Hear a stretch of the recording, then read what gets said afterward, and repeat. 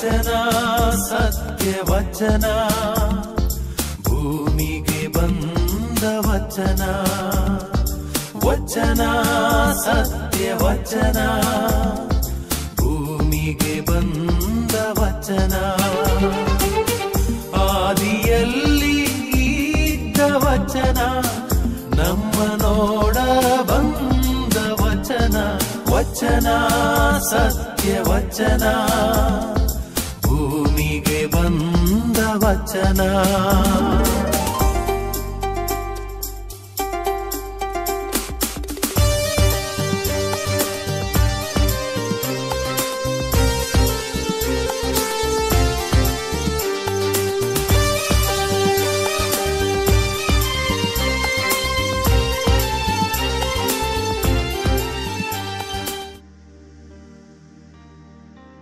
ಪ್ರಿಯರೇ, ವಚನಾಮೃತ ಕಾರ್ಯಕ್ರಮಕ್ಕೆ ನಿಮ್ಮೆಲ್ಲರನ್ನು ಸ್ವಾಗತಿಸುತ್ತೇನೆ. ದೇವರ ವಾಕ್ಯವನ್ನು ಆಲಿಸುತ್ತಾ ಈ ದಿನದ ಧ್ಯಾನವನ್ನು ನಾವೀಗ ಆರಂಭ ಮಾಡೋಣ. ಸಂತ ಮಾರ್ಕನು ಬರೆದ ಸುವಾರ್ತೆ ಅಧ್ಯಾಯ 9 ವಾಕ್ಯ 42ರಿಂದ 50 ತನಕ. ಪಾಪಕ್ಕೆ ಕಾರಣರಾದವರಿಗೆ ಶಾಪ. ಯೇಸು ಸ್ವಾಮಿ ತಮ್ಮ ಬೋಧನೆಯನ್ನು ಮುಂದುವರಿಸುತ್ತಾ, ನನ್ನಲ್ಲಿ ವಿಶ್ವಾಸ ಇಟ್ಟಿರುವ ಈ ಚಿಕ್ಕವರಲ್ಲಿ ಒಬ್ಬನಿಗೆ ಯಾವನಾದರೂ ಪಾಪಕ್ಕೆ ಕಾರಣನಾದರೆ ಅಂಥವನ ಕೊರಳಿಗೆ ದೊಡ್ಡ ಬೀಸುಕಲ್ಲನ್ನು ಕಟ್ಟಿ ಅವನನ್ನು ಸಮುದ್ರದಲ್ಲಿ ದಬ್ಬುವುದೇ ಅವನಿಗೆ ಲೇಸು. ನಿನ್ನ ಕೈ ನಿನಗೆ ಪಾಪಕ್ಕೆ ಕಾರಣವಾದರೆ ಅದನ್ನು ಕತ್ತರಿಸಿ ಹಾಕು. 2 ಕೈಗಳಿದ್ದು ನರಕದ ಆರದ ಬೆಂಕಿಗೆ ಗುರಿಯಾಗುವುದಕ್ಕಿಂತ ಅಂಗಹೀನನಾಗಿ ಅಮರ ಜೀವವನ್ನು ಪಡೆಯುವುದೇ ಲೇಸು. ನಿನ್ನ ಕಾಲು ನಿನಗೆ ಪಾಪಕ್ಕೆ ಕಾರಣವಾದರೆ ಅದನ್ನು ಕತ್ತರಿಸಿ ಹಾಕು. 2 ಕಾಲುಳ್ಳವನಾಗಿ ನರಕಕ್ಕೆ ತಳ್ಳಿಸಿಕೊಳ್ಳುವುದಕ್ಕಿಂತ ಕುಂಟನಾಗಿ ಅಮರ ಜೀವವನ್ನು ಪಡೆಯುವುದೇ ಲೇಸು. ನಿನ್ನ ಕಣ್ಣು ನಿನಗೆ ಪಾಪಕ್ಕೆ ಕಾರಣವಾದರೆ ಅದನ್ನು ಕಿತ್ತು ಹಾಕು. 2 ಕಣ್ಣುಗಳುಳ್ಳವನಾಗಿ ನರಕಕ್ಕೆ ತಳ್ಳಿಸಿಕೊಳ್ಳುವುದಕ್ಕಿಂತ ಒಕ್ಕಣ್ಣನಾಗಿ ದೇವರ ಸಾಮ್ರಾಜ್ಯ ಸೇರುವುದೇ ಲೇಸು. ನರಕದಲ್ಲಿ ಅವರನ್ನು ಕಡಿಯುವ ಹುಳ ಸಾಯದು, ಸುಡುವ ಬೆಂಕಿ ಆರದು. ಊಟಕ್ಕೆ ಉಪ್ಪಿನಂತೆ ಪ್ರತಿಯೊಬ್ಬನಿಗೆ ಅಗ್ನಿ ಪರೀಕ್ಷೆ ಅವಶ್ಯಕ. ಉಪ್ಪೇನು ಪ್ರಯೋಜನಕರ, ಆದರೆ ಉಪ್ಪೇ ಸಪ್ಪೆಯಾದರೆ ಇನ್ನು ಯಾವುದರಿಂದ ಅದನ್ನು ಪುನಃ ರುಚಿಗೊಳಿಸಲಾದೀತು. ನೀವು ಉಪ್ಪಿನಂತೆ ಒಬ್ಬರಿಗೊಬ್ಬರು ಒಪ್ಪಿಗೆಯಾಗಿ ಸಮಾಧಾನದಿಂದಿರಿ ಎಂದರು. ಕ್ರಿಸ್ತರ ಶುಭ ಸಂದೇಶವಿದು. ಕ್ರಿಸ್ತರೇ ನಿಮಗೆ ಸ್ತುತಿಯಾಗಲಿ. ಪ್ರಿಯರೇ, ಯಾರೊಬ್ಬರಾದರೂ ವ್ಯಕ್ತಿ ತನ್ನ ಜೀವನದಲ್ಲಿ ತನ್ನ ದೇಹದಲ್ಲಿ ಯಾವುದಾದರೊಂದು ಅಂಗಾಂಗವನ್ನು ಕಳೆದುಕೊಂಡರೆ ನಾವು ಆತನ ಬಗ್ಗೆ ಸಹಾನುಭೂತಿ ಸೂಚಿಸುತ್ತೇವೆ. ಅಂಗವಿಕಲನಾದಂಥ ಮನುಷ್ಯನು ಕೂಡ ಅಸಹಾಯಕನೆಂಬಂತೆ ಯೋಚಿಸುತ್ತಾನೆ. ಆತನಿಗೆ ಕೂಡ ಆ ರೀತಿ ಅನುಭವ ಆಗ್ತದೆ. ಆಂಗ್ಲ ಭಾಷೆಯಲ್ಲಿ ಒಂದು ಹೇಳಿಕೆ ಉಂಟು. ಅದೇನಂತ ಹೇಳಿದ್ರೆ, man fully alive, god fully glorified ಅಂತ ಹೇಳಿಕೊಟ್ಟು. ಇದರ ಅರ್ಥ ಏನಂತ ಹೇಳಿದ್ರೆ, ಯಾವಾಗ ಮನುಷ್ಯನು ಸಂಪೂರ್ಣವಾಗಿ ಜೀವಿಸುತ್ತಾನೆ ಆಗ ದೇವರಿಗೆ ಸಂಪೂರ್ಣ ಮಹಿಮೆ ಸಿಗುತ್ತದೆ. ಒಂದು ಅರ್ಥಪೂರ್ಣವಾದಂತ ಹೇಳಿಕೆ.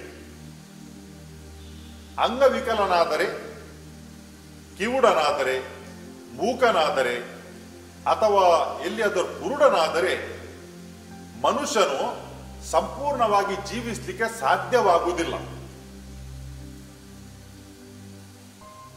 ಯಾವ ಮನುಷ್ಯನು ತನ್ನ ದೇಹದಲ್ಲಿ ಸಂಪೂರ್ಣವಾಗಿ ಜೀವಿಸುತ್ತಾನೆ ಆತನು ಸಂತೋಷದಿಂದ ದೇವರನ್ನು ಹರಸಲಿಕ್ಕೆ ಸಾಧ್ಯ.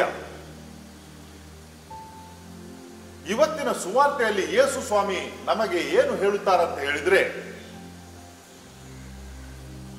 ಅವರಲ್ಲಿ ಭರವಸೆ ಇಡುವಂತಹ, ನಂಬಿಕೆ ಇಡುವಂತಹ ವ್ಯಕ್ತಿಗಳನ್ನು ಯಾರಾದರೂ ದಾರಿ ತಪ್ಪಿಸಿದರೆ ಅಂತಹವರಿಗೆ ಕಠಿಣವಾದ ಶಿಕ್ಷೆ ಕಾಯ್ದಿದೆ ಎಂಬುದನ್ನು ಯೇಸು ಸ್ವಾಮಿ ತೋರಿಸಿಕೊಡುತ್ತಾರೆ. ಈ ಚಿಕ್ಕವರಲ್ಲಿ ಅಂತ ಹೇಳಿದರೆ ಯಾರು? ದಾರಿ ತಪ್ಪಿಸುವವರು ಯಾರು?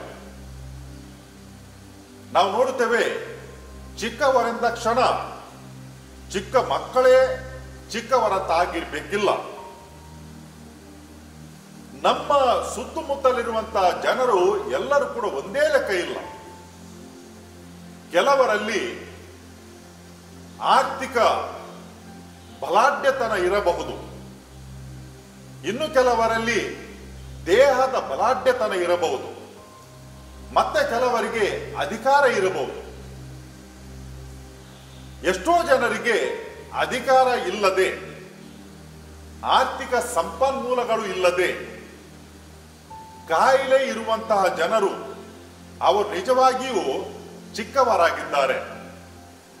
ಯಾಕಂತ ಹೇಳಿದ್ರೆ ಅವರು ದುರ್ಬಲರು, ಅವರಲ್ಲಿ ಅಧಿಕಾರ ಇಲ್ಲ, ಅವರಲ್ಲಿ ಕೊಂಡುಕೊಳ್ಳಲು ಬೇಕಾದಂತಷ್ಟು ಹಣ ಇಲ್ಲ, ಅವರು ಇನ್ನೊಬ್ಬರ ಮೇಲೆ ಹೊಂದಿಕೊಂಡಿರುತ್ತಾರೆ, ಅಡಿಯಾಳುಗಳಾಗಿ ಅವರು ಕೆಲಸ ಮಾಡುತ್ತಾರೆ. ಅಂತವರು ಚಿಕ್ಕವರು. ಆದರೆ ನಾವು ಇದನ್ನು ಗಮನದಲ್ಲಿಡಬೇಕು. ಅದೇನಂತ ಹೇಳಿದ್ರೆ, ಈ ಚಿಕ್ಕವರು ಅಂತ ಹೇಳಿದ್ರೆ ಆರ್ಥಿಕ ದುರ್ಬಲತೆ ಇರಬಹುದು, ಅಧಿಕಾರ ಇಲ್ಲದಿರಬಹುದು, ಜಾಣ್ಮೆ ಇಲ್ಲದಿರಬಹುದು. ಆದರೆ ಒಂದು ವೇಳೆ ಅವರಿಗೆ ಯೇಸು ಸ್ವಾಮಿಯ ಮೇಲೆ ನಂಬಿಕೆ ಇದ್ದರೆ, ಅವರು ದೇಹದಲ್ಲಿ ಲೌಕಿಕ ದೃಷ್ಟಿಯಲ್ಲಿ ಬಡವರಾಗಿರಬಹುದು, ಚಿಕ್ಕವರಿರಬಹುದು, ಆದರೆ ಅವರು ನಿಜವಾಗಿಯೂ ಭಾಗ್ಯವಂತರು, ಪುಣ್ಯವಂತರು.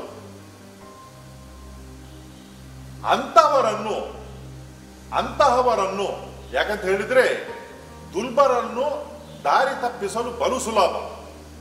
ಹಣದ ಆಮಿಷ ಅಥವಾ ಅಧಿಕಾರದ ದರ್ಪವನ್ನು ತೋರಿಸಿ ಅಂತವರನ್ನು ಬಳಸಿಕೊಳ್ಳಲು ಸುಲಭ, ದಾರಿ ತಪ್ಪಿಸಲು ಸುಲಭ. ಯಾರಿಗೆ ತೀಕ್ಷ್ಣವಾದ ಜಾಣ್ಮೆ ಇಲ್ಲ, ಬುದ್ಧಿವಂತಿಕೆ ಇಲ್ಲ, ಅಂತವರನ್ನು ಈ ವಾಕ್ಚಾತುರ್ಯದಿಂದ ದಾರಿ ತಪ್ಪಿಸಲು ಬಲು ಸುಲಭ. ನಾವು ನೋಡುತ್ತೇವೆ, ಕೆಲವು ಜನರು ಏನೋ ಸ್ವಲ್ಪ ಅವರಿಗೆ ಮಾತನಾಡುವಂತ ಒಂದು ಶಕ್ತಿ ಉಂಟು, ಅಥವಾ ಅವರಿಗೆ ಅಂತದೊಂದು ಕೊಡುಗೆ ಉಂಟು. ಅದಕ್ಕಾಗಿ ಅವರು ಏನ್ ಮಾಡ್ತಾರೆ ಅಂತ ಹೇಳಿದ್ರೆ, ಇತರರನ್ನು ದಾರಿ ತಪ್ಪಿಸುವಂತ ಘಟನೆಗಳು ಬೇಕಾದಷ್ಟಿವೆ. ಅವರು ಜನರಲ್ಲಿ ಹೋಗಿ ಪ್ರಶ್ನೆಯನ್ನು ಕೇಳುತ್ತಾರೆ. ಈ ರೀತಿಯಲ್ಲಿ ಅವರಿಗೆ ಉತ್ತರ ನೀಡಲಿಕ್ಕೆ ಆಗುವುದಿಲ್ಲ. ಅವರಲ್ಲಿ ನಂಬಿಕೆ ಉಂಟು, ಯೇಸು ಸ್ವಾಮಿಯಲ್ಲಿ ನಂಬುತ್ತಾರೆ. ಆದರೆ ಪ್ರಶ್ನೆಗಳನ್ನು ಕೇಳುವಂತಹ ವ್ಯಕ್ತಿಗಳು ದುರುದ್ದೇಶದಿಂದ ಹೋಗ್ತಾರೆ. ಹೇಳಲಿಕ್ಕೆ ಅವರು ಹೇಳ್ಬಹುದು, ನಾವು ಯೇಸು ಸ್ವಾಮಿಯ ಪರಿಚಯವನ್ನು ಕೊಡುತ್ತೇವೆ ಅಂತ ಹೇಳಿಕೊಡಿ. ಆದರೆ ಯೇಸು ಸ್ವಾಮಿ ತಮ್ಮ 12 ಶಿಷ್ಯರ ಮುಖಾಂತರ ಆರಂಭ ಮಾಡಿದಂತ ಪವಿತ್ರ ಧರ್ಮಸಭೆ, ಆ ಧರ್ಮಸಭೆಯ ಮುಖಾಂತರ ಇವತ್ತು ಯೇಸು ಸ್ವಾಮಿ ಮಾತನಾಡುತ್ತಾರೆ.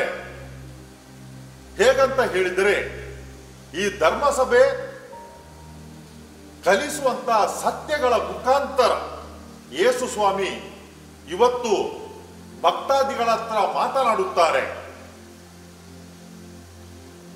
ಕೆಲವರು ಏನ್ ಮಾಡ್ತಾರೆ ಅಂತ ಹೇಳಿದ್ರೆ,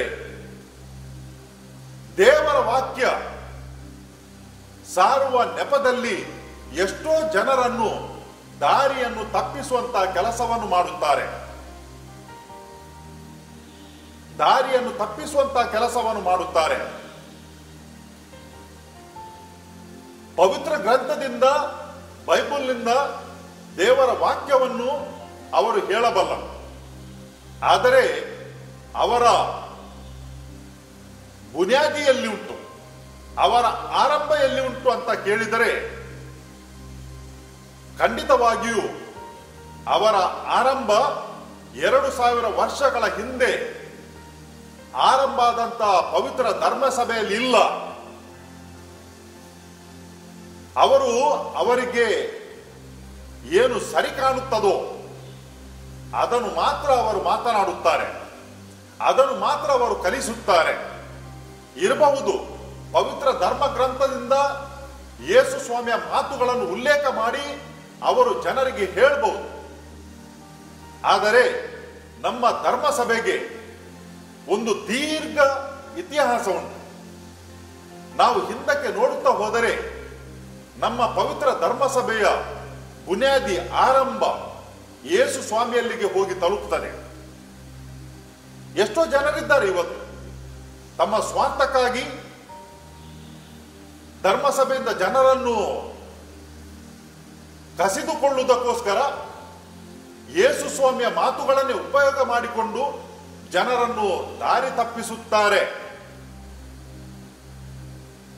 ಅವರು ಪ್ರಶ್ನೆಗಳನ್ನು ಕೇಳುವಾಗ ಜನರ ಹತ್ರ ಅವರಿಗೆ ಉತ್ತರ ನೀಡಲಿಕ್ಕೆ ಸಾಧ್ಯವಾಗದೇ ಇರಬಹುದು.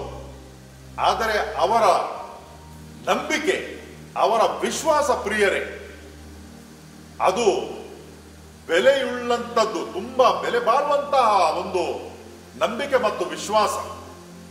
ಅಂತವರನ್ನು ಯಾರಾದರೂ ದಾರಿ ತಪ್ಪಿಸುತ್ತಾರಾದರೆ ತಮ್ಮ ವಾಚ್ಚಾತಿರ್ಯದಿಂದ, ತಮ್ಮ ತರ್ಕದಿಂದ ಯೇಸು ಸ್ವಾಮಿ ಏನು ಹೇಳ್ತಾರಂತ ಹೇಳಿದ್ರೆ, ಅವರು ಬೀಸುವ ಕಲ್ಲನ್ನು ಕಟ್ಟಿ ಈ ಸರೋವರಕ್ಕೆ ಅಥವಾ ಸಮುದ್ರಕ್ಕೆ ಹೋಗಿ ಬೀಳುವುದು ಒಳ್ಳೆಯದಂತ ಹೇಳಿಕೊಂಡು,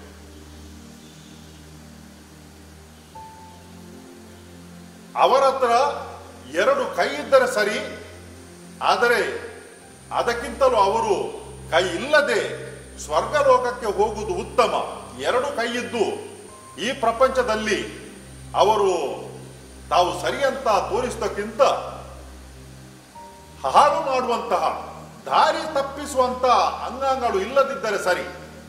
ಯಾವ ಕಾಲಿನಿಂದ ಅವರು ಹೋಗಿ ಜನರನ್ನು ದಾರಿ ತಪ್ಪಿಸುತ್ತಾರೋ ಅಂತಹ ಕಾಲುಗಳಿಲ್ಲದೆ ಅವರು ಪರಂಧಾಮವನ್ನು ಸೇರಬೇಕಿದ್ರೆ ಆ ಕಾಲುಗಳು ಇಲ್ಲದಿದ್ದರೆ ಸರಿ. ಯಾವ ಬಾಯಿಯಿಂದ ಅವರು ಜನರನ್ನು ಮಾತುಗಳಿಂದ ಮರುಳು ಮಾಡಿ ಜನರನ್ನು ದಾರಿ ತಪ್ಪಿಸುತ್ತಾರೋ ಅಂತವರಿಗೆ ಆ ಒಂದು ವಾಕ್ ಶಕ್ತಿ ಇಲ್ಲದಿದ್ದರೂ ಕೂಡ ಸರಿ. ಪ್ರಿಯರೇ, ದೇವರು ನಮಗೆ ಜೀವವನ್ನು ನೀಡಿದ್ದಾರೆ, ನಮಗೆ ದೇಹವನ್ನು ನೀಡಿದ್ದಾರೆ. ನಮ್ಮ ದೇಹದಲ್ಲಿನ ಎಲ್ಲ ಅಂಗಾಂಗಗಳು ದೇವರು ಕೊಟ್ಟಂತಹ ಕೊಡುಗೆ. ಅದೆಲ್ಲವೂ ಕೂಡ ದೇವರಿಗೆ ಮೀಸಲು ಇರಬೇಕು. ಅದೆಲ್ಲವೂ ಕೂಡ ದೇವರಿಗೆ ಮಹಿಮೆ ಸಲ್ಲಿಸಲು ನಾವು ಅದನ್ನು ಉಪಯೋಗ ಪಡಿಸಬೇಕು. ಇರಬಹುದು ನಮ್ಮ ಕಾಲುಗಳು, ಇರಬಹುದು ನಮ್ಮ ಕೈಗಳು, ಇರಬಹುದು ನಮ್ಮ ವಾಕ್ಶಕ್ತಿ, ಅದು ದೃಷ್ಟಿ ಇರಬಹುದು, ಕೇಳುವಂತ ಶಕ್ತಿ ಇರಬಹುದು. ಪ್ರತಿಯೊಂದು ಕೂಡ ನಾವು ದೇವರ ಮಹಿಮೆಗಾಗಿ ಉಪಯೋಗಿಸಬೇಕು ಹೊರತು ನಮ್ಮ ದೊಡ್ಡ ಸ್ಥಿತಿಗೆ, ನಮ್ಮ ಲಾಭಕ್ಕೆ ನಾವು ದೇವರನ್ನು ಬಳಸಬಾರದು. ಹೇಗೆ ಗೊತ್ತಾಗ್ತದೆ ಪ್ರಿಯರೇ? ನಾವು ಮಾಡುವಂತಹ ಕೆಲಸಗಳು ಅವು ದೇವರ ಮಹಿಮೆಗಾಗಿ ನಾವು ಮಾಡುತ್ತೇವೆಯೋ ಅಥವಾ ನಮ್ಮ ಹಿತಕ್ಕಾಗಿ, ನಮ್ಮ ಒಳಿತಿಗಾಗಿ ದೇವರನ್ನು ಬಳಸುತ್ತೇವೆಯೋ ನಾವು? ಯೇಸು ಸ್ವಾಮಿ ಹೇಳಿದಂತ ಒಂದು ಅರ್ಥಪೂರ್ಣ ಮಾತು ಉಂಟು. ಆ ಮಾತಿನ ಮುಖಾಂತರ ನಾವು ಅದನ್ನು ಅರ್ಥ ಮಾಡಿಕೊಳ್ಳಬಹುದು. ಅದೇನಂತ ಹೇಳಿದ್ರೆ, ನಿನಗೆ ಏನು ಧರ್ಮಾರ್ಥವಾಗಿ ಸಿಕ್ಕಿದೆಯೋ ಅದನ್ನು ನೀನು ಧರ್ಮಾರ್ಥವಾಗಿ ಇತರರಿಗೆ ನೀಡು. ಅದನ್ನು ನೀಡುವಾಗ ಯಾರಾದರೂ ಇನ್ ರಿಟರ್ನ್ ವಾಪಸ್ಸಾಗಿ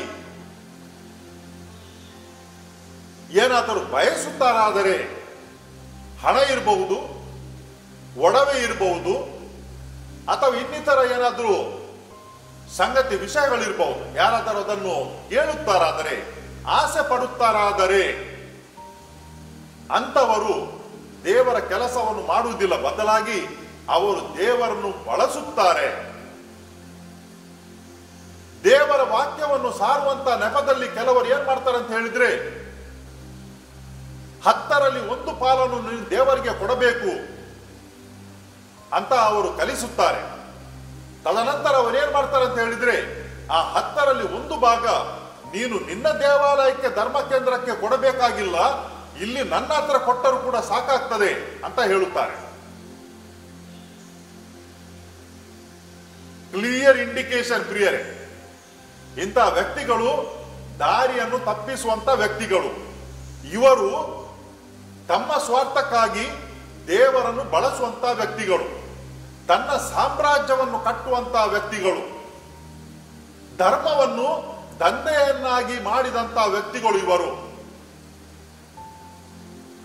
ನಾವೇನ್ ಮಾಡ್ಬೇಕಂತ ಹೇಳಿದ್ರೆ, ನಮ್ಮನೆ ನಾವು ಸಮರ್ಪಿಸಲು ಪಟ್ಟಾಗ ನಾವು ನಮಗೆ ಜೀವಿಸ್ಲಿಕ್ಕೆ ಏನು ಬೇಕು ಅದು ಖಂಡಿತವಾಗಿಯೂ ನಮಗೆ ಬೇಕು, ಯಾರು ಬೇಡ ಅಂತ ಹೇಳುವುದಿಲ್ಲ. ಆದರೆ ದೇವರ ವಾಕ್ಯವನ್ನು ಸಾರುವಾಗ, ಧರ್ಮವನ್ನು ನಾವು ಬೋಧಿಸುವಾಗ ಏನಾದರೂ ಅಗತ್ಯಕ್ಕಿಂತ ಜಾಸ್ತಿಯನ್ನಾಗಿ ನಾವು ಅಪೇಕ್ಷಿಸಿದರೆ, ಜನರನ್ನು ಮರುಳು ಮಾಡಿದರೆ, ಖಂಡಿತವಾಗಿಯೂ ನಾವು ದೇವರನ್ನು ಸಾರುವುದಿಲ್ಲ, ಬದಲಾಗಿ ನಮ್ಮ ದಂಧೆಯನ್ನಾಗಿ ಮಾಡಿಕೊಳ್ಳುತ್ತೇವೆ. ಬೇಕಾದಷ್ಟು ಮಂದಿ ಇದ್ದಾರೆ ಪ್ರಿಯರೇ, ಬೇಕಾದಷ್ಟು ಮಂದಿ ಇದ್ದಾರೆ ದೇವರನ್ನು ಬಳಸಿಕೊಂಡು ತಮ್ಮ ಸಾಮ್ರಾಜ್ಯವನ್ನು ಕಟ್ಟುವಂತಹ ಜನರು. ಇಂಥವರು ದೇವರ ವಾಕ್ಯವನ್ನು ಸಾರುವವರಲ್ಲ, ಬದಲಾಗಿ ದೇವರನ್ನು ಬಳಸುವಂತಹ ವ್ಯಕ್ತಿಗಳು. ಇಂಥವರಲ್ಲಿ ನಾವು ಜಾಗ್ರತೆಯಿಂದ ಇರಬೇಕು. ದೇವರ ಕೆಲಸಕ್ಕೆ ಸಂಪನ್ಮೂಲಗಳು ಅಗತ್ಯ, ಅದನ್ನು ಕೇಳಿ ಪಡೆಯುವುದಲ್ಲ, ಬದಲಾಗಿ ಜನರು ತಮ್ಮ ಸ್ವಂತ ಖುಷಿಯಿಂದ ಕೊಡುತ್ತಾರಾದರೆ ಸಂತೋಷ. ಯಾರಾದರೆ ಹಿಂಡುತ್ತಾರಾದರೆ ಭಕ್ತಾದಿಗಳನ್ನು ಆಸೆ ತೋರಿಸಿ ಭರವಸೆ ನೀಡಿ ನಾವು ಜಾಗ್ರತೆಯಿಂದ ಇರಬೇಕು. ಇಂಥ ವ್ಯಕ್ತಿಗಳು ಅವರು ಈ ಕುರಿಯ ರೂಪದಲ್ಲಿ ಬರುವಂತಹ ತೋಳಗಳಾಗಿವೆ. ಅವರ ಮೇಲೆ ನಾವು ಎಚ್ಚೆತ್ತುಕೊಳ್ಳಬೇಕು, ಅವರ ಮೇಲೆ ನಾವು ಕಣ್ಣಿಡಬೇಕು, ಜಾಗ್ರತೆಯಿಂದ ಇರಬೇಕು. ಯಾರಾದರೂ ಬಂದು ನಮ್ಮಲ್ಲಿ ಪ್ರಶ್ನೆ ಕೇಳಿದರೆ ನಮಗೆ ಉತ್ತರ ಕೊಡಲಿಕ್ಕೆ ಸಾಧ್ಯ ಇಲ್ಲದಂತಹ ಸಂದರ್ಭದಲ್ಲಿ ನಾವು ನಿರಾಶರಾಗಬೇಕಾಗಿಲ್ಲ. ಯಾಕಂತ ಹೇಳಿದ್ರೆ, ನಮಗೆ ಒಂದು ವೇಳೆ ಯೇಸು ಸ್ವಾಮಿಯ ಮೇಲೆ ವಿಶ್ವಾಸ ಇದ್ದರೆ ನಾವು ಉತ್ತರ ನೀಡದಿದ್ದರೂ ಕೂಡ ಸರಿ. ಯಾಕಂತ ಹೇಳಿದ್ರೆ, ಎಲ್ಲ ಉತ್ತರಗಳಿಗಿಂತಲೂ ಎಲ್ಲ ತರ್ಕಗಳಿಗಿಂತಲೂ ಮೇಲಾದುದು ವಿಶ್ವಾಸ ಮತ್ತು ನಂಬಿಕೆ.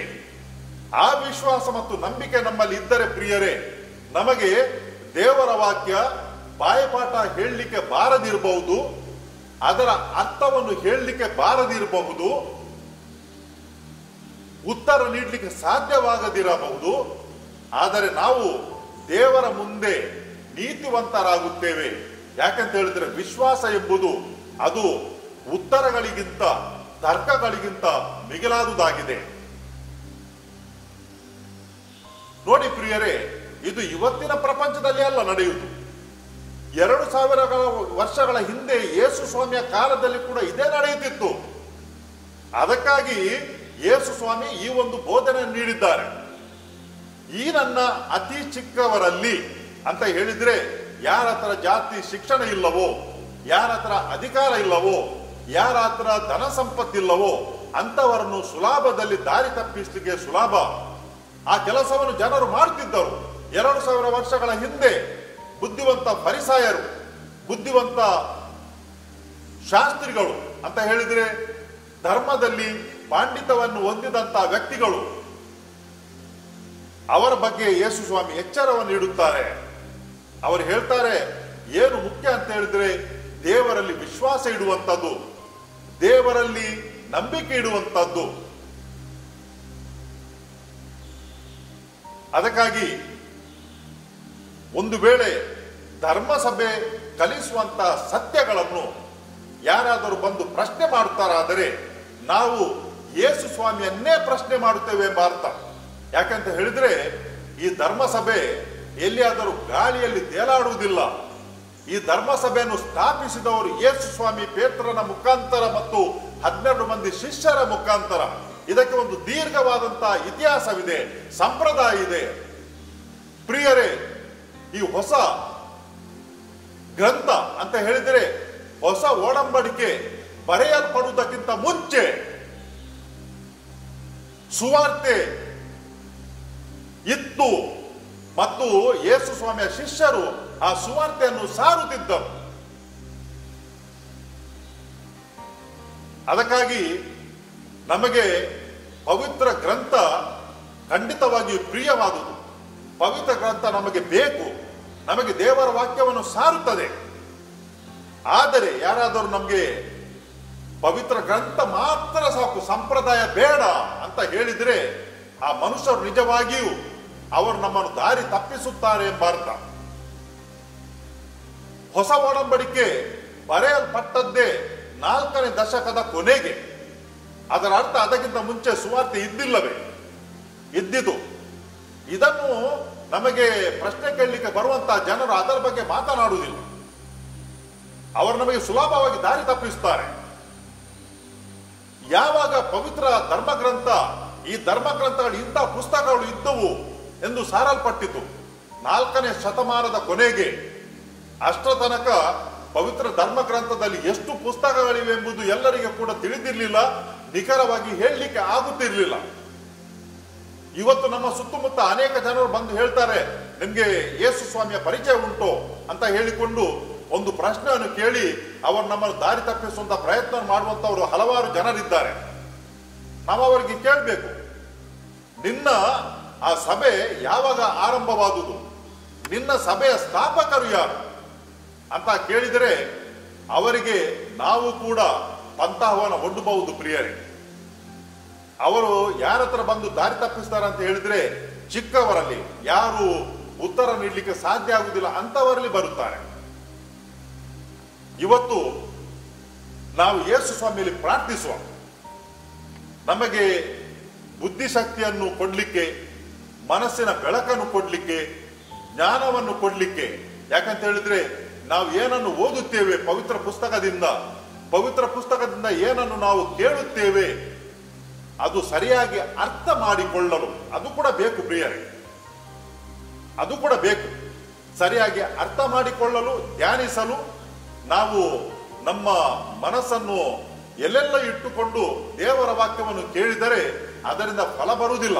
ಅದಕ್ಕಾಗಿ ದೇವರ ವಾಕ್ಯವನ್ನು ತದೇಕ ಚಿತ್ತದಿಂದ ಕೇಳಲು, ಧ್ಯಾನ ಮಾಡಲು ಮತ್ತು ಅದರ ಫಲವನ್ನು ನಾವು ಪಡೆದುಕೊಳ್ಳಲು ಬೇಕಾದಂತ ಆ ಒಂದು ಶಕ್ತಿ, ದೇವರ ಕೃಪೆ, ಮನಸ್ಸಿನ ಬೆಳಕು ನಮಗೆ ನೀಡಲೆಂದು ನಾವು ಈ ಸಮಯದಲ್ಲಿ ಪ್ರಾರ್ಥಿಸುವ. ಕರ್ತರಾದ ದೇವರೇ, ನಿಮ್ಮ ಪುತ್ರರು ಈ ಭೂಲೋಕಕ್ಕೆ ಬಂದಾಗ ದಾರಿ ತಪ್ಪಿಸುವಂತವರ ಬಗ್ಗೆ ಎಚ್ಚರಿಕೆ ನೀಡಿದರು. ಇವತ್ತು ಕೂಡ ಕರ್ತರಾದ ದೇವರೇ, ಅನೇಕ ಮಂದಿ ದಾರಿ ತಪ್ಪಿಸುವಂತಹ ಕೆಲಸವನ್ನು ಮಾಡುತ್ತಾರೆ. ವಿಶ್ವಾಸಿಗಳಲ್ಲಿ ಬಂದು ಏನೇನೋ ಪ್ರಶ್ನೆಗಳನ್ನು ಕೇಳಿ ಅವರಿಗೆ ದಾರಿಯನ್ನು ತಪ್ಪಿಸುವಂತಹ ಕೆಲಸವನ್ನು ಮಾಡುತ್ತಾರೆ.